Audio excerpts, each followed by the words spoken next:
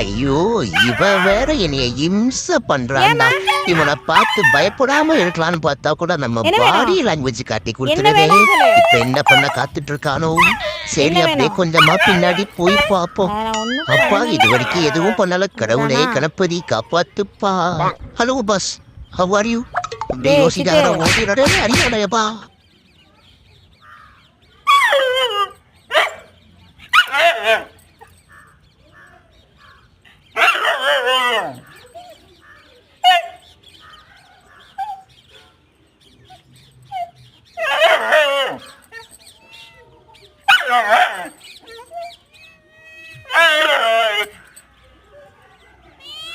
என்னம்மா அவனை கொஞ்ச மாட்டேன்.